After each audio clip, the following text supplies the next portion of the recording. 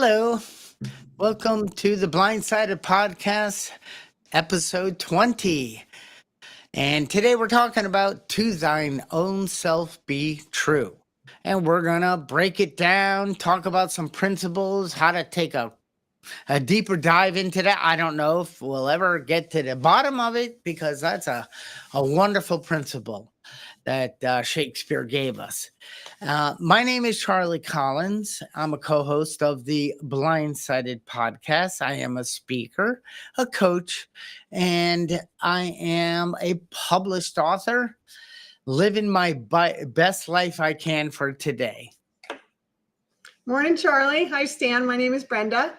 I'm the founder of TimeFor10.com. What we do is we help people inventory their disturbances to get at the exact nature of their conditioned thinking. And I'm also co-host of the Blindsided Podcast. And we're so excited to have Stan the Man with us today. Good morning, Brenda and Charlie. It's a pleasure to be here and join you again. I always have fun and I always get a lot of information that I can implement, practices that I can put into my life through your podcast. So thank you for the invitation again. And I'm Stanley Dietrich with 360 Life Without Limits. I am a peak performance coach, and I work with the brain, the mind, the body, and also what you're putting into your body. So those are some of the things that I do, and I'm excited to be here and talk about this topic that we have today. Drum roll, please. All right. I don't know how that happened. That's why I was reaching across the desk. Yes, thank you, Stanley and Brenda. This was first I learned that Shakespeare put it into play Hamlet, and Polarius, I don't know the name of the father, sat with his son and said he was going to Paris. Moving or something there, and he said, this principle you need to take with you, which will guide you through your journey where you live in a life of success, thriving, and service to others, and it is to thine own self be true.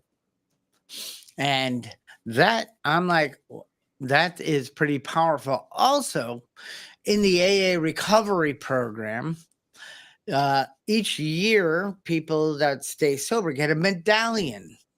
And the medallion is a nice coin type thing. You know what a medallion is. And on the back of that is this tenet. They called To Thy Own Self Be True. And without that, probably that program won't work for you. Without that, probably the program of action to change your physical health through eating or exercise won't happen. If you're struggling in your mind and making decisions and just moving your life forward, probably without To Thy Own Self Be True, that will be a very difficult journey.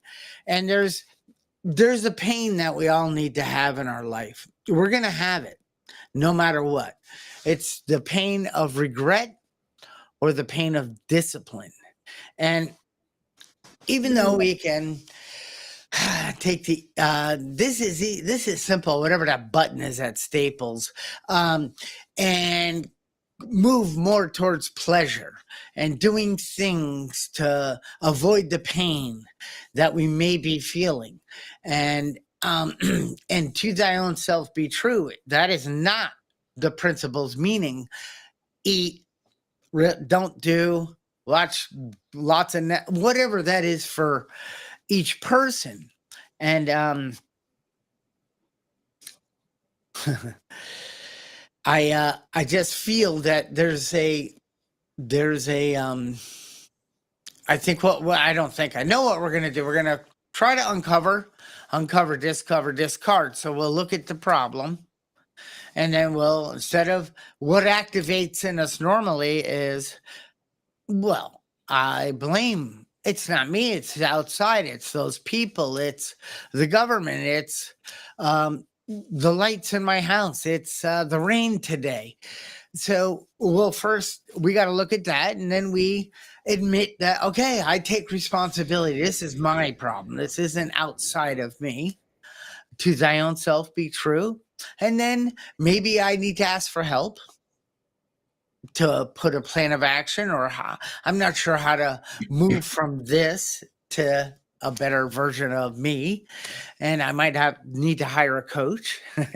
I might need to do whatever I need to do. But once we get into that, once we admit, the rest kind of starts falling into place. I love this topic, Charlie. I'm so glad you brought it here today. When I think of thine own self be true, in fact, when I first saw the back of that AA coin where it says to thine own self be true, I thought, oh, that's so selfish. And I felt it was really hard for me to take that in, because with the substance use disorder, I felt like I had been being selfish for a really long time and not addressing that. So then I get in there and it says to thine own self be true. So I was really confused about what that meant, to thine own self be true. And it's almost like, they tell you on an airplane when the oxygen mask falls to put the mask on yourself first before putting it on anybody else. So I kind of think of it in those terms. I have to be honest with myself. I have to be truthful. I have to take care of my own needs first before I start taking care of others.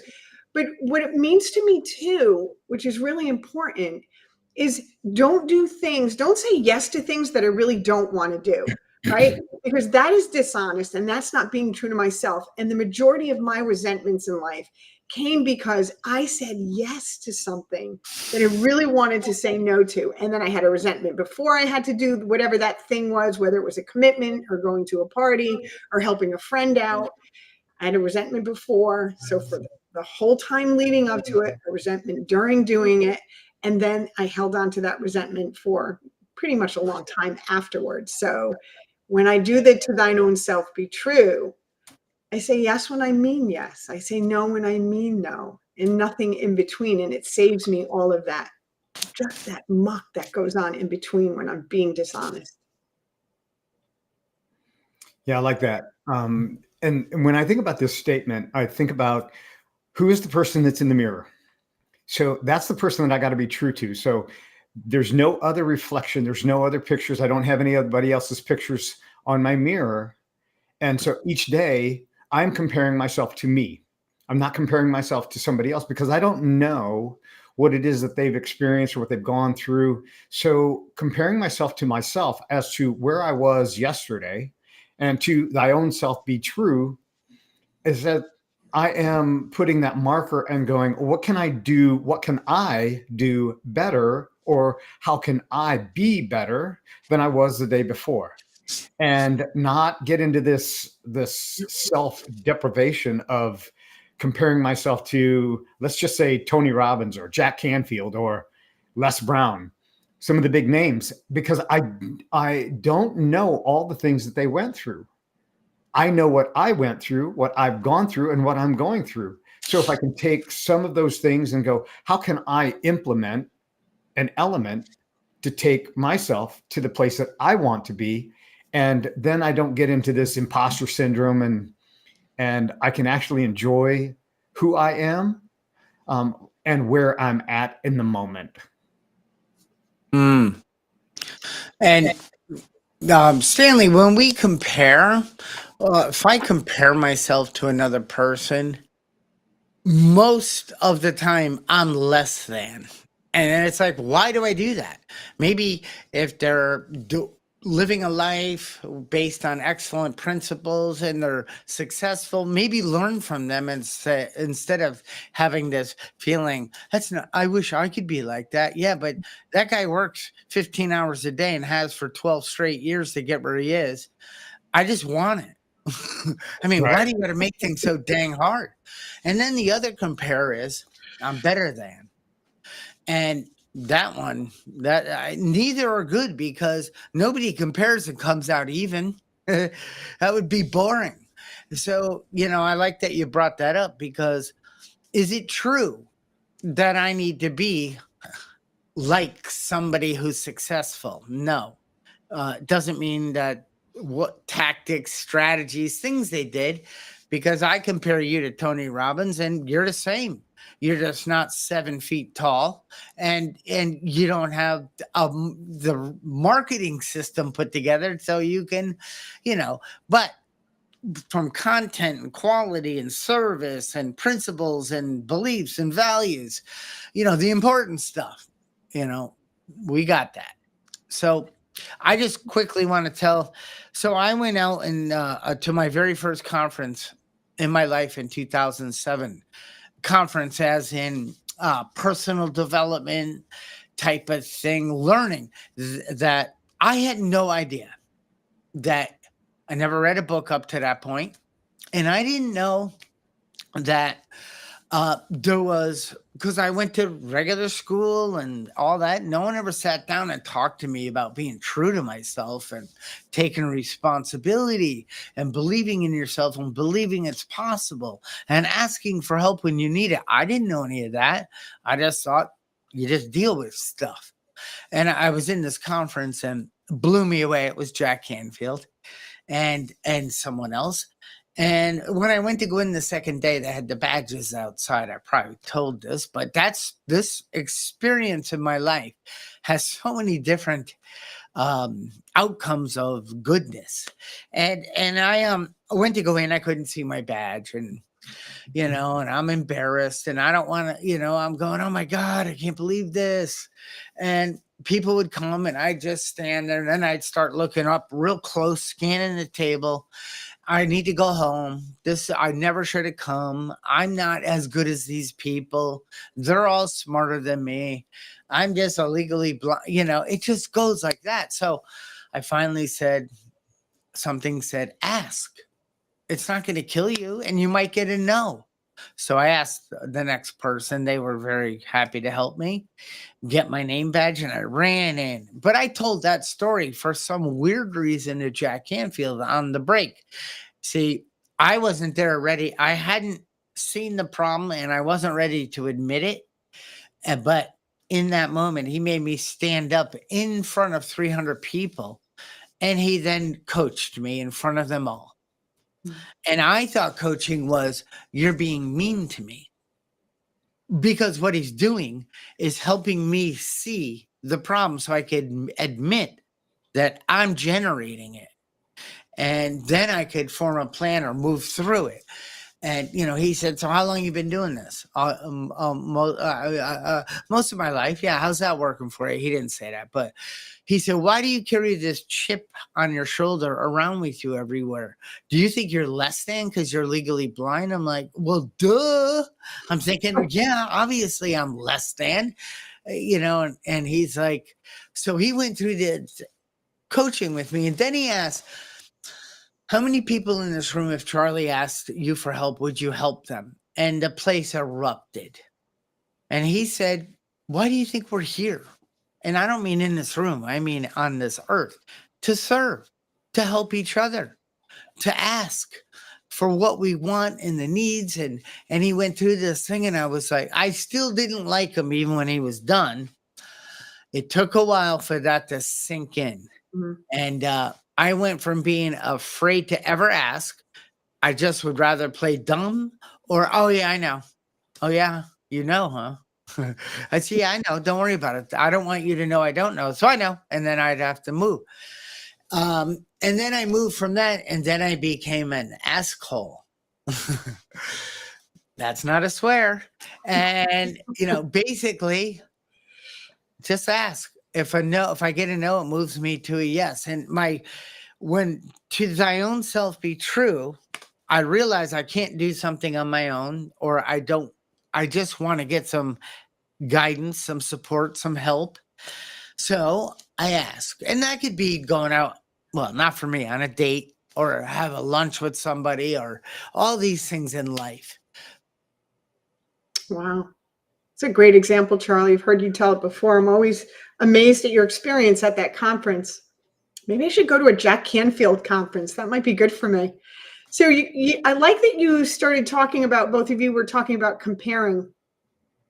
I was working with a client last week, and the client said to me, I don't understand why this person isn't behaving the way that I behave. Like they see that I do it in this certain way, that I'm a good person, I'm a good friend, that I respond in this way. So why don't they respond the same way to me?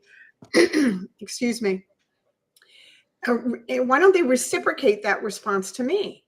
And what occurred to me in that moment, what was brought into my awareness to say to her was like, how many people are on the planet? And of course, how many are there? 7, 8 billion people on the planet. Can you imagine what it would be like if every single one of those people were just like you, that they responded the way you did, that they behaved the way you did, that they were thoughtful the way you're thoughtful? What kind of planet, what kind of place would it be for you to live? And immediately she said, oh, it'd be really boring. I said, yeah, not only would it be really boring, but there would be no opportunities for spiritual growth for you. You wouldn't learn anything. It's like, so the whole comparing thing, I believe, and it's my experience, it's been my experience, that media and advertising all give us this kind of foundational basis that we're supposed to compare ourselves to. If you weigh this much, if you look this way, if you have this kind of job, if you go to this university, you're okay. Like you're acceptable. You're in the top 1% or whatever it is. If you have this much money. And none of that's true. They're just trying to sell you something. That's all they're trying to do is sell you something. So when I look in the mirror today and I see the unique gifts that the creator of all that is has given me, the gifts that I have to work with and how I can share those gifts with other people, there's no reason to compare with anybody else.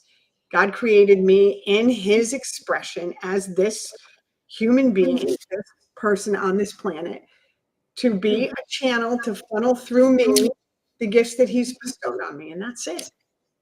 Everybody has their own gifts to share.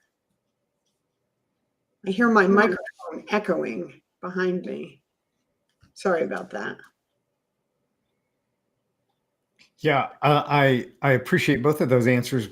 And what I take away from both of those is that nothing has any meaning except the meaning that I give it. And so if I'm true to myself, then I'm adhering to my values, my principles, my structure, my foundation.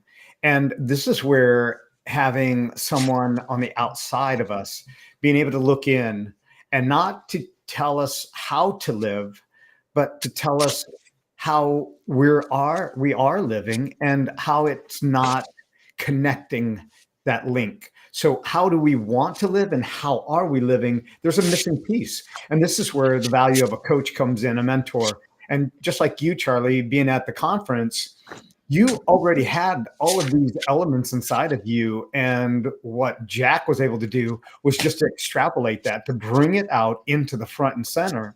And it's the same way with you, Brenda, with your client. It actually gives a ticket to freedom to be able to say, you know what, I wouldn't want the world to be, well, maybe one day a week, I'd like the world to be just like me, because then it would be a happy place, right?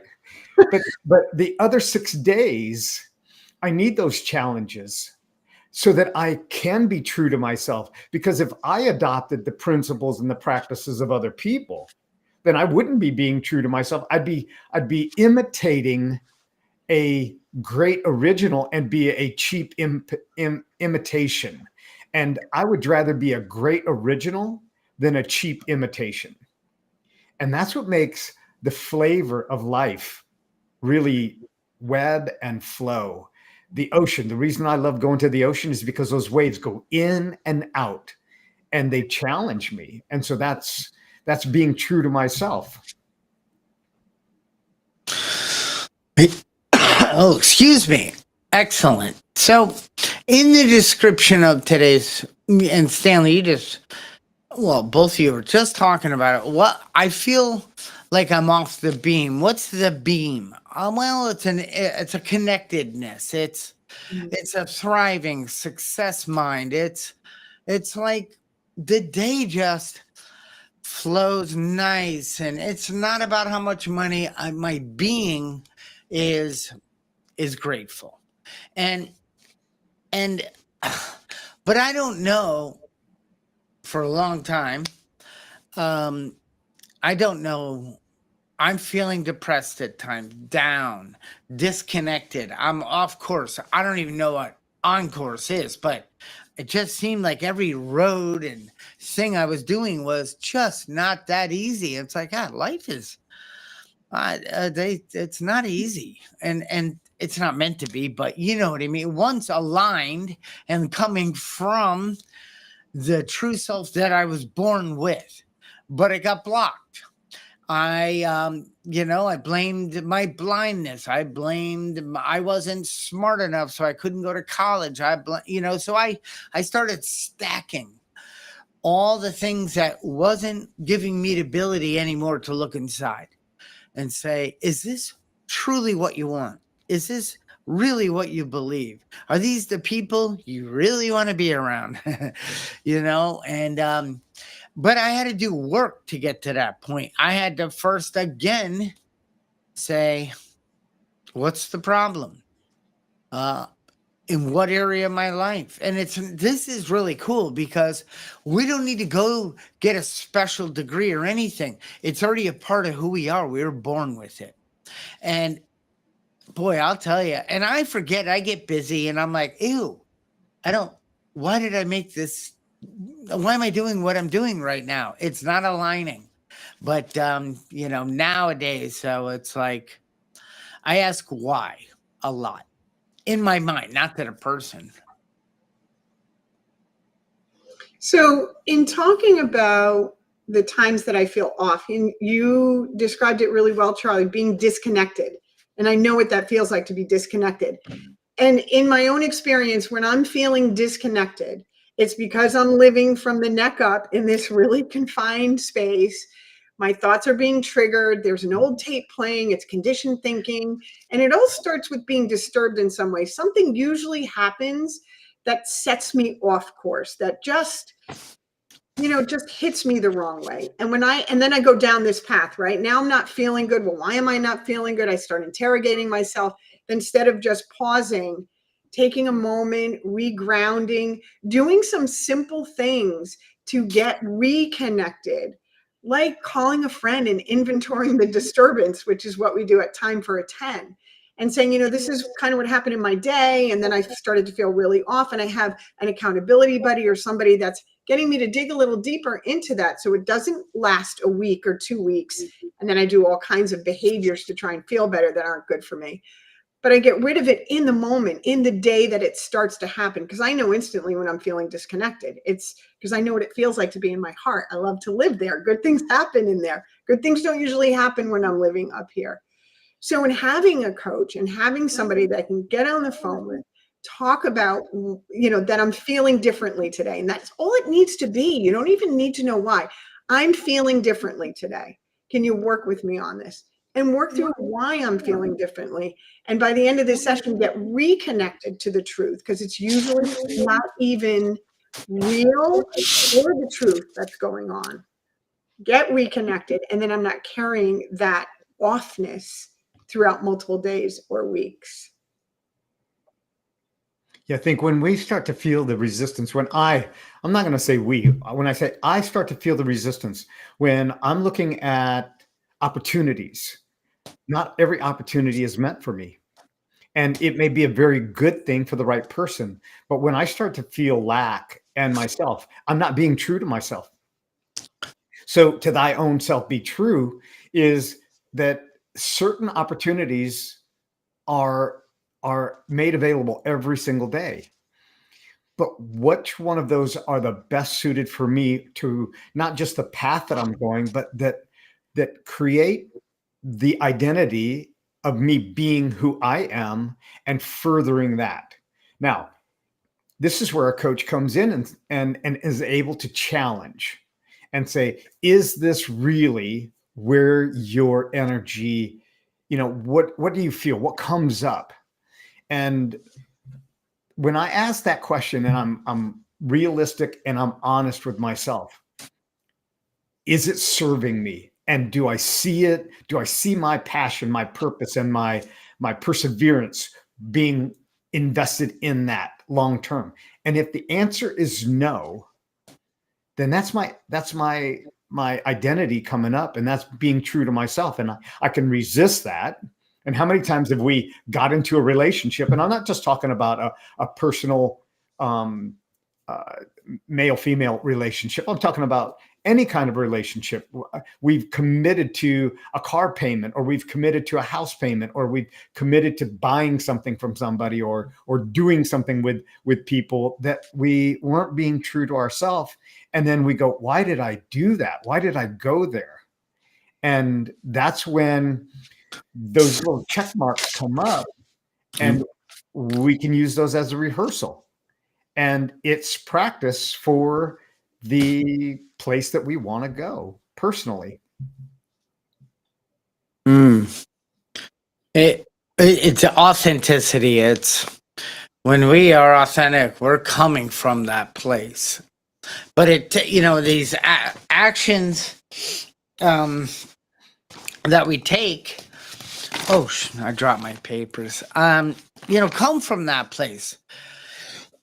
And then, we got to be honest with ourselves, like you said, like we're talking about. It's not that hard to figure out. Once you drop the blame thrower and you go, and you could buy a book or be careful what you read on the internet, or just watch all our podcasts over. But anyway, you don't have to go see a specialist, a coach. It is possible to read books and figure out how to determine the problem and a step-by-step to move through it. But it's much easier to do it with somebody in person or over the phone or something like that through Zoom.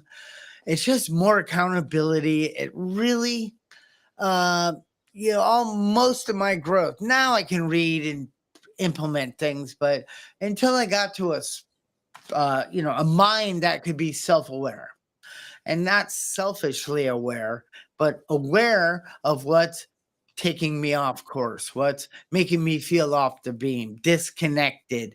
Why does my body hurt? I just take a look at that. I'm aware.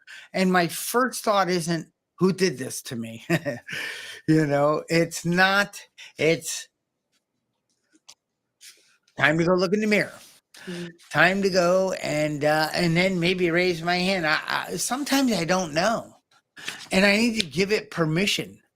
Because if I'm honest, it's like, well, for the past 4 months, I haven't been doing something that's really starting to no longer is providing pleasure. Now it's moving into this is not working, but I can't seem to stop. And, I can just notice it during the day. Like that answer I gave wasn't coming from my true self. I just gave an answer to somebody that maybe wouldn't challenge because I didn't want to go any further with the conversation. And it's like, or I own amends for that behavior. The way what I said to Molly or something, I got to do that.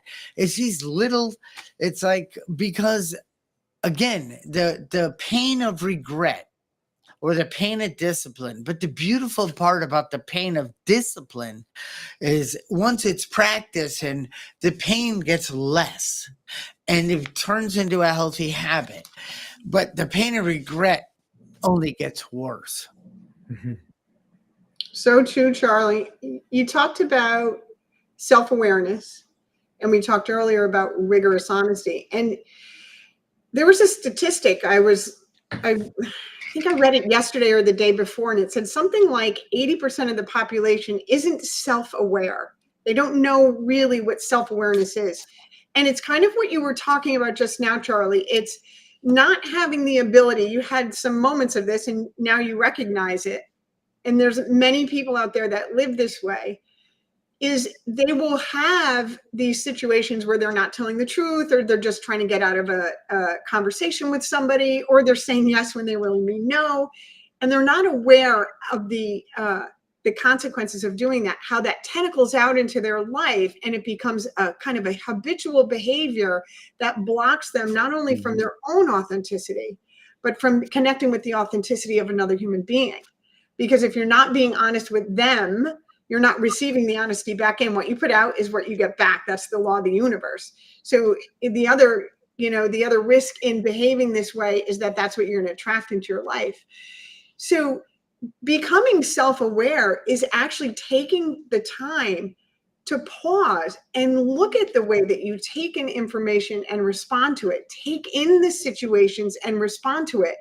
In today's world, and I'll speak for myself, it goes so fast and everything is happening so fast, and all of the systems around us are failing. So everybody, or myself, I keep saying everybody, I probably shouldn't, we're in fear, right? The political system's failing, the health system's failing, there's poison in our foods, the environment, it's all this stuff is coming in.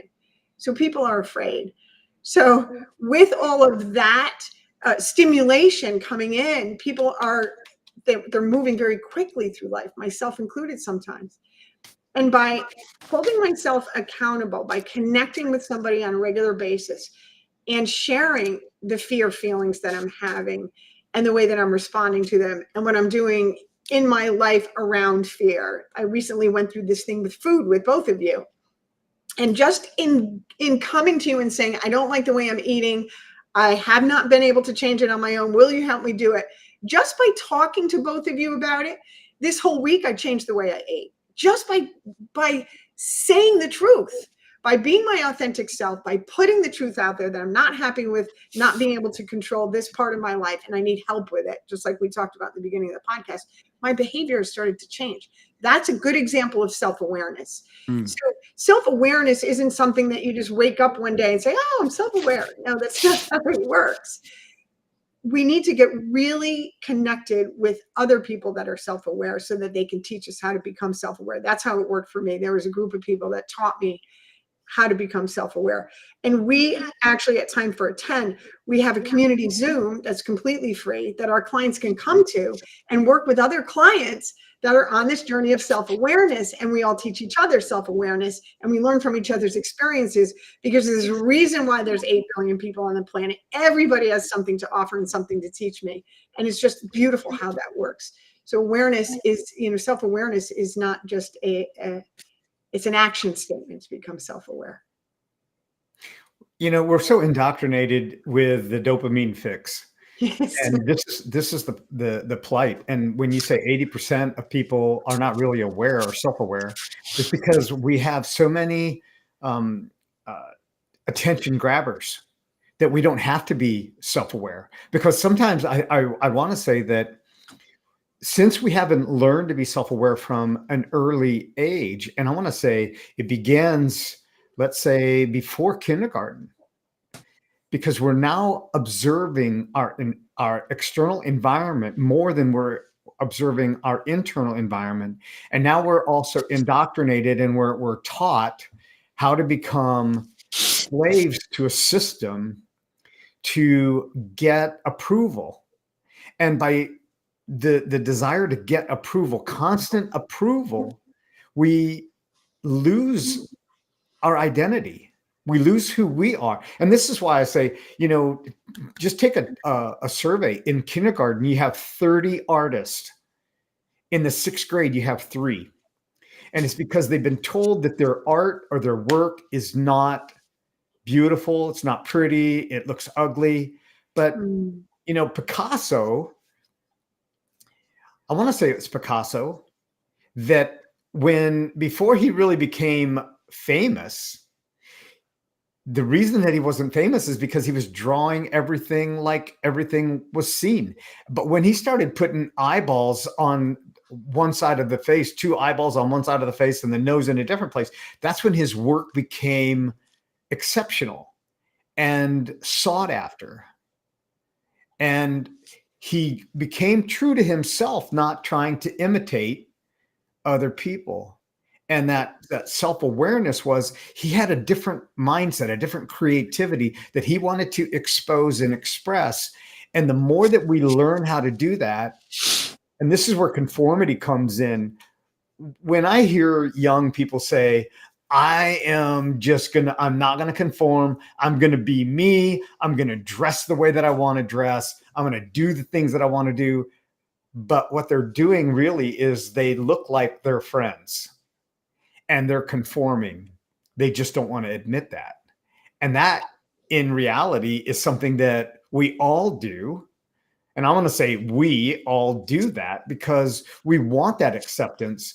But when we become self-aware of what we're doing, that's when the beauty of life and the essence of who we are really pops.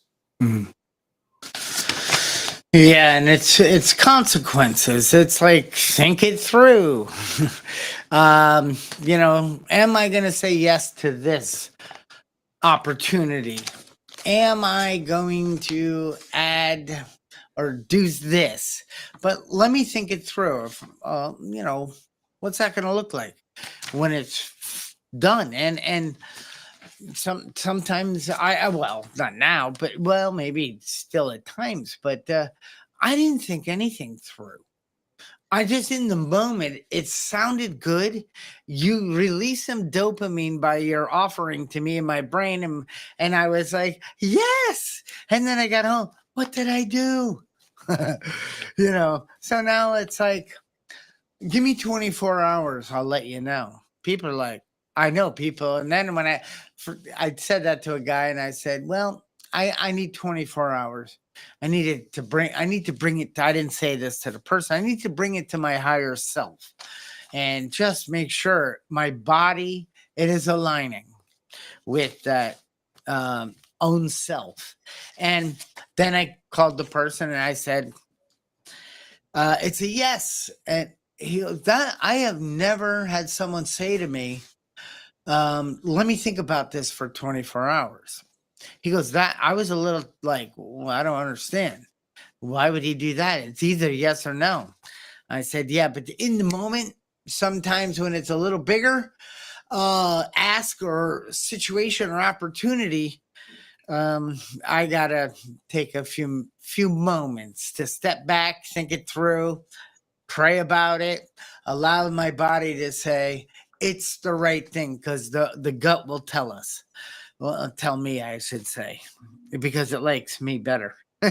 Just kidding. So we also have an issue with external pressures. So it could be judgments from family, friends, and things, because we've changed a bit. We're working on coming from that part of us, but that part of us isn't, other people might not be living from. And so it gets a little weird sometimes, like, oh, you don't eat that? Why not? Oh, why don't you do that? And so that's a bit, so it's like, screw it, I'm just going to do what they do. It's like a herd. Most people just are like, where are you? I don't know. You better ask the people I'm hanging out with. I'm at happy hour again. I didn't want to come, but everyone was going. And that's so fun. Everyone, 8 billion people, that's a big ass bar. And then we got social. Social is just devastating to teens and all that, but and it's like, gosh, I only got 4 likes. I guess that was not the right action. I'm never gonna do it again. And it's like, but when it's coming like this podcast, I'm not looking to overnight success and have millions of subscribers and followers. And I mean, that would be great, but it's coming from my true self. And I trust in that. And I rely on that. And I know if I stay on that beam, this power, higher power, is very patient, but always on time. I love that, Charlie. I love that. You're talking about authenticity and going inward and your true self. And I could talk about that for hours. I won't, but I could talk about that for hours. And taking the time to actually go inward and ask the question and wait for the answer. Sometimes the answer doesn't come right away. I go inward and I ask my higher self a question, and it doesn't always answer, which means I have to wait and sit in that discomfort of just not knowing. I want to take a second to go through there's lots of chats here and say hi to everybody. Hi, Carrie and Kevin and Kitted Dog. Welcome, Cassidy and Kate. And somebody's saying Standalion is in the house. Must be one of your fans, Stan. That's going to haunt me forever, isn't Yeah, it? I want the whole world to know. Stan the Lion's in the house. That's great. And Oh, wow. you let them grow in your yard. It just fit. I love it. I think we talked about that in the first podcast we had you on. That's great. So I want to say good morning to everybody and thank you for all the comments. We're really glad you're here. Carrie is saying that an old friend would tell the story of when he was new to recovery, he would always say, "Oh, I know." That was me too. And his sponsor told him to turn it around in his head and say, "I know nothing." And that is beautiful. And when I remember saying, "I know, I know, I know," and it was because I didn't know. And I was embarrassed that I didn't know. And Yeah. it was also a way to shut down the conversation. So that's really insightful, Carrie. Thank you for that.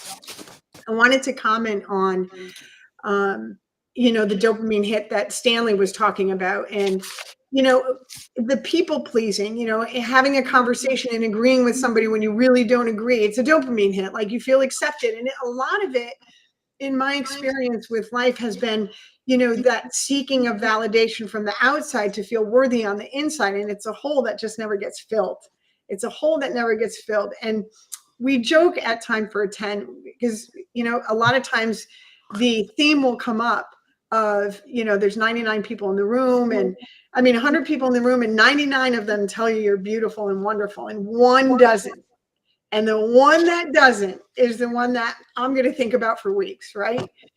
And that's kind of the situation we're talking about, where that dopamine hit, that validation, that acceptance from the outside, for many, and for me for a long time, was more important than what I thought of myself on the inside. And then as I started going through the coaching work and changing and becoming self-aware and learning these tools, I realized that really the only thing that matters is how I feel about myself. And how I feel about myself, I'm going to mirror outward. So not only am I going to project that outward into my world, that's what I'm going to attract back inward. So if I'm not being authentic, if I'm not being loving, compassionate, caring, kind to myself, understanding to myself, I love what Stan said about, am I better today than I was yesterday? Am I meeting the goal I set for myself? Not comparing, but going inward. Mhm. And then helping yourself. Like with coaching and with all the videos that we do, and we're on a lot of social media, and initially I wanted to get views, and that was defining whether my videos were good or not. Not anymore. If I help one person a day, that's my goal. If I help one person a day, it's a great day. And sometimes that one person is me. Mm-hmm. It's me. So it's always a good day. And when I approach the world with that kind of attitude, I grow and expand because I'm not limiting myself in any way. And I can have that energy of the creator of all that is flow through me without having this kind of obstacle course of junk to get through. It can just flow right through and I'm not blocking it. It's another way of saying that. Yeah, and it's the appreciation of the different elements, the different people that are in our life. So yesterday for dinner, I took my plate and I put everything on it and I put it in the refrigerator. And I was waiting and I was waiting and it was waiting, but it didn't beep. And I opened the refrigerator up and it was still cold. And I thought, what a stupid refrigerator. It is not doing what I want it to do. Well, this is sometimes what we do with ourselves, is we put ourselves into an environment and we don't perform, or we don't express our identity because we're in the wrong environment. And if we want to get what we want to get, we look at the environment that's around us and look what we're creating. And this is why I find myself, in the presence of coaches that know more than I do, that cause me to look inside and see what else I can do. And then I can become very self-honest, and I can become even deeper in my authenticity with myself. And I can become who I already am, but I just haven't been able to expose it yet. Mm-hmm. And there's so many programs And one of the things that I do is I help people rewire their brain, and this is through neuroencoding. It's like, what is the program that's gone in, and let's take the target program, trade it, and turn it into a software program so that we can actually we do updates on our phone all the time. Why aren't we doing them with ourselves? Because nobody has really said, hey, have you plugged in today? Have you recharged your batteries? That's a good way to help us stay on a beam. I don't know if it's the beam. I don't know what the beam is, but a beam could be different for all people. It's just that, once again, we don't feel restless. We don't feel irritated throughout the day. We don't feel disconnected. We don't feel alone. We don't feel angry. We don't feel this isn't fair. Life sucks. Everything's so hard for me. That story dissipates as we come from that true self, because our bodies were made to be healthy. I mean, we have 37 plus trillion cells that just want us to thrive, and they get their information or their dopamine from the food we put in our bodies. So there might be a little clue in that. But we are our creators built us to thrive, to be happy, joyous, and free, and live a full life, and do all these wonderful things. So if that isn't it, if that's, if we're feeling down, depressed, anxious, a little bit sorry for ourselves, and we're not taking responsibility, what does that mean? That means absolutely everything in this world, I am responsible. That means that I have a part in, not stuff I don't. I used to take on the stuff I wasn't even involved with, and I got angry. Fancied, some might call it. And that is just amazing that the shift, this transformation will happen. But it's got to start with what I'm doing. I mean, if you've been coming to this podcast for 20 weeks, 20 weeks flew, Brenda. And you've learned some principles, and okay, I shouldn't put it on you. Me. I would go to these types of things and I would get inspired and I'd learn a few things. But I didn't implement them too much. I didn't have a person that could help hold me accountable and maybe hear the plan on how to implement them and maybe make some adjustments to help it work better for me. No, I took it on my own and I failed. I have a lot of shelf help. I have things that I haven't even opened, but my God, the cover of that book looked amazing. And just by reading that cover, I did not transform, damn it.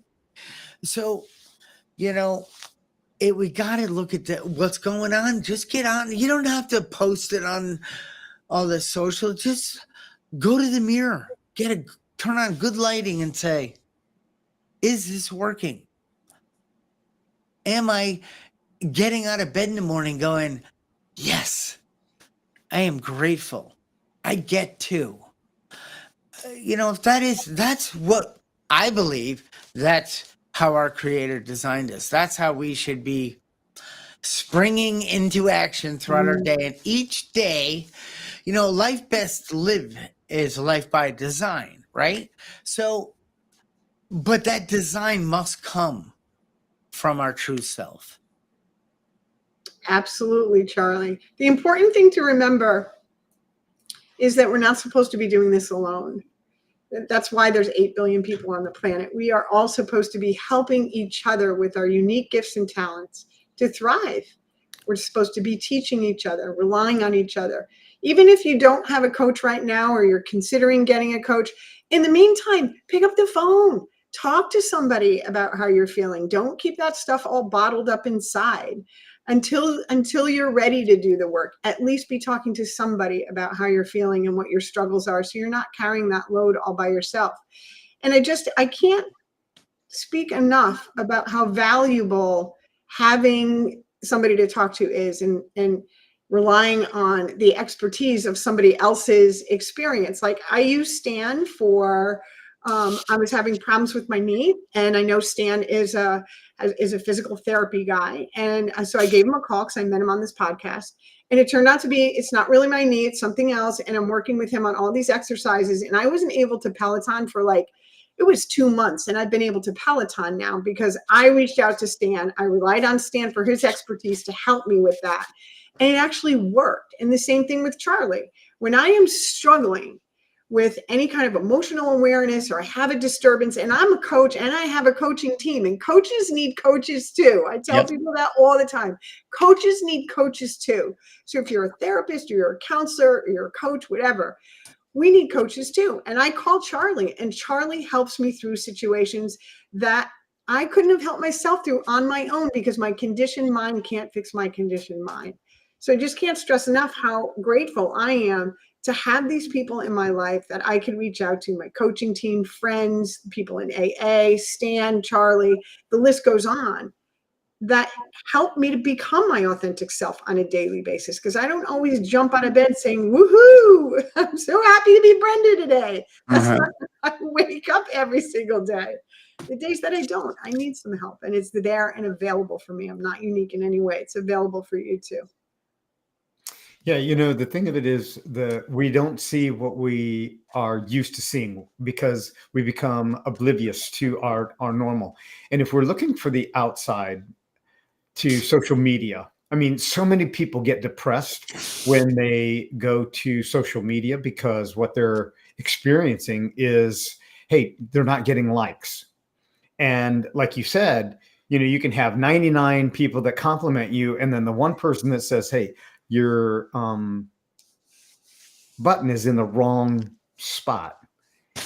And all of a sudden, you forgot the 99 things that people said, and you remember that, and you criticize yourself. You beat yourself up. And when we're looking to people that don't know us, I mean, really don't know us, for validation, we've given our power away. And this is why the value of having this community, this connection of people that are not only authentic, but have integrity, because there's a big difference. You can be authentic and be ugly.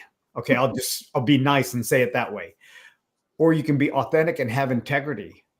And when you have integrity and authenticity together, now you've got a combination that cannot be pushed off.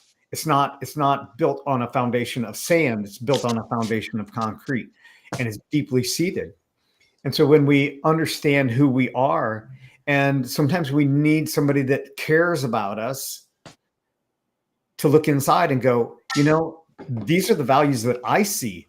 How do you see those? Well, that's just normal. That everybody does that, but not everybody does that. And so, it's kind of like Standalion. Now, here's the thing about Standalion. The dandelions grew in my yard. There's more nutrition out of a dandelion leaf than there is in kale, in spinach, and there's more nutrients that come from that, and it grows free. Now, don't put pesticide on your ground. Now, 20 years ago, I wouldn't have had dandelions because I wanted my yard to be pristine, but I didn't realize what I was leaving, what I was destroying. And this is the same thing that we do in our life. What is the natural strengths that we have? And once we learn that, once you know that, you can't unknow it. And then you make those evaluations and you say, you know what? I'd rather wear something that is more real to me than put on a suit that doesn't fit my design. And we can use example after example, but I don't want to be somebody else. I want to be the best me. And sometimes I need somebody from the outside to point out all those best things about me so that I can begin to appreciate and become self-aware again. Hmm. Well, this has been great. So I just a little warning I want to put in here. Brenda said, pick up the phone and call, and that's couldn't agree more because I do call Brenda and I talk to Stanley quite often. But I know who I'm calling. I know the life they're living. I know the principles they live by. I know that they take responsibility and they come from a true self type of place. And the only thing they're taking a look at my situation is they're not in it. They're not joining forces. They're outside of it and just helping me see what I can't see to resolve to get through. But that isn't the case for some people, actually, most. So if I had a situation, I called, I don't want to say it, but someone around my area here, and I said, yeah, this is what happened to me. And I'm pissed off. And dude, get your bat. I'll pick you up in 10 minutes and we'll go fix it.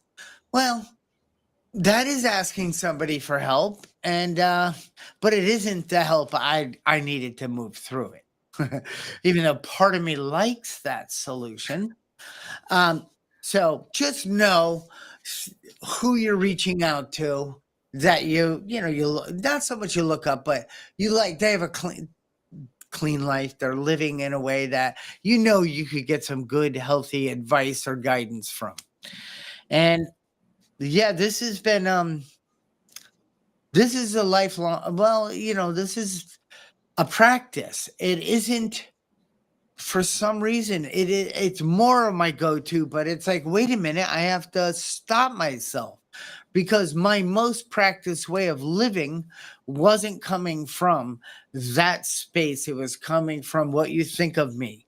And I need to perform well and I need to show up. Doesn't matter if it's not coming from my true self. I only care about what I look like to the outside world because, like you said, Brenda, there was a hole inside. And, I wasn't able to fill it. I needed to fill it through outside forces, and I don't anymore for the most part. It is nice to get a compliment. It is nice, all that great stuff, if you've earned it. And you both have earned one today. It was great to have you on today's podcast. And you guys good? Could we bring this to an end? Sounds good to me. Great podcast. Thank you. Yeah, thank you. Thank you, Standy Lion. Yes, you're welcome. Go out in your yard and chew some leaves. I'll see you guys. But of course, please share, like, and whatever the other thing says. Subscribe. And we'll see you next Saturday. Bye, everybody.